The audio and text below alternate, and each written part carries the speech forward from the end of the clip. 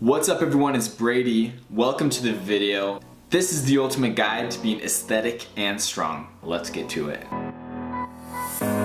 If you clicked on this video, it's because you want to be strong, but you want to be aesthetic as well. And so the things I teach today are going to tell you all about how to do that. I will say, however, there is a prerequisite. If you are a beginner lifter, this is not the correct video for you. You have to have a strong foundation first. Now, obviously, if we're talking aesthetics, we're going to be talking about dieting because last time I checked, none of us are walking around with six packs year round. At least not me. So most of us in the fitness industry, we have to diet down in order to be aesthetic. So if you've just been lifting for a year or two, this is probably not the right thing to do. If you don't know the basics of dieting, please check out my other videos. I have tons of videos about dieting. I'm actually on a diet right now. I'm down about 5% body fat and working my way into the single digits body fat percentage. I do this every single year because one, I think it's really fun, but two, having abs is pretty cool, so why not? But I want to focus this video on the training aspect. Okay, so we get it. You gotta diet in order to be aesthetic. You diet down to show the muscle that you've built in the gym. But a problem I see is that when people begin dieting, they tend to lose their gains. They lose their strength, they lose their size, and then they're more just skinny. So we're gonna learn how to keep that strength and size while you're getting aesthetic so you can have the best of both worlds. So let's get down to it. How much you train if you want to be aesthetic and strong. All right, so here's the situation. You're dieting, you're getting leaner. How should you lift? Well, number one, you need to lift heavy, but you need to lift smart. You are no longer in a caloric surplus. You can't just pound pizza every day. You don't have all that energy and those calories in you. And because of it, your recovery is going to suffer. But if you don't lift heavy, you're going to lose your strength, I guarantee it. So the solution is to lift heavy, but stay away from RPE of 10. In the powerlifting world, we have this thing called RPE. It stands for rate of perceived exertion. This is about the level or the percentage of your 1 rep max, roughly that you're using.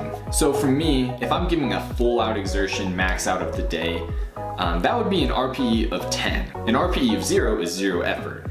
So we want to stay away from RPE of 10 because that's just going to burn you out. You don't have the calories like you did before because you're dieting, so we need to stay away from that. Otherwise, we're going to build up fatigue and get weaker and see negative results. But that doesn't mean to get lazy, because if you get lazy, if you start skipping days, or if you just don't lift the heavy weight that you know you need to lift, you will lose your strength and lose your gains. Stay away from burnouts. Don't go to failure, things like that. Always save a few reps in the tank. Always save a few pounds of intensity left, and you're gonna do great. All right, next up, number two, lower your volume. Same concept, you're not eating as much as you were before. And so because of this, we need to lower our volume by about 20%.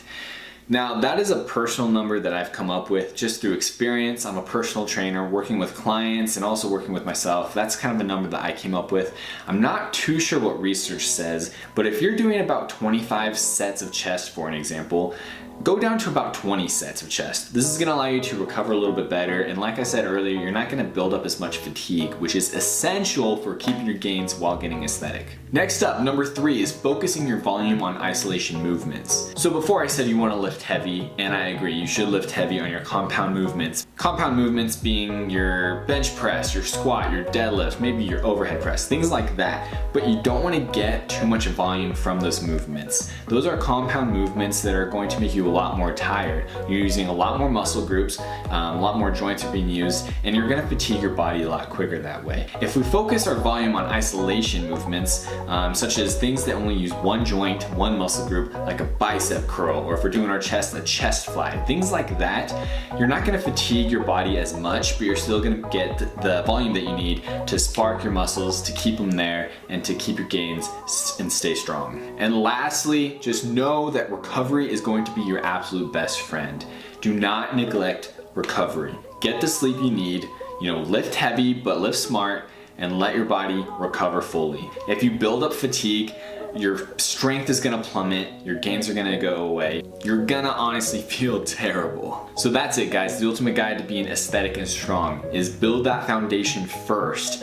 Work on strength before your diet. Gain as much strength as you can before you begin your diet. And then when you do diet strong. Use the things that I've mentioned here to keep your strength. And then you will get shredded, but you'll be strong too. And you'll be strong and aesthetic. What more could we ask for? Anyway, thanks so much for watching the video, guys. Give it a like. Share it with all your friends. Make sure to comment below if I forgot anything. We will see you in the next video. Peace.